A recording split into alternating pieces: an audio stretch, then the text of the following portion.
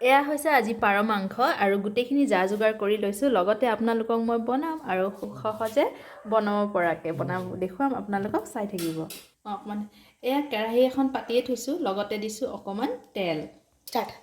এয়া তেজপাত, জিৰা, শুকান জলকীয়া আৰু লং, দালচেনি দি দিছোঁ।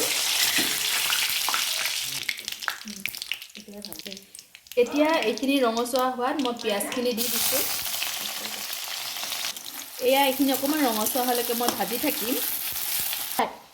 এয়া এতিয়া মই আদা নহৰু খুন্দি থৈছিলোঁ আৰু এয়া দি দিছোঁ।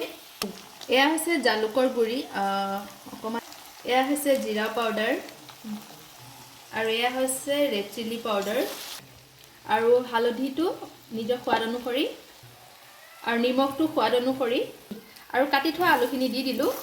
আলুখিনি ভাজি হোৱাত অকণমান এয়া মাংসখিনি দি দিলোঁ আৰু প্ৰায় মোৰ ভাজি হৈ গৈছে, পানী দিব সময় হৈছে। এতিয়া ভাজি হৈ গ'ল, এতিয়া পানী দি দিছোঁ। পাৰ মাংস এয়া নমাব পৰা হৈ গৈছে।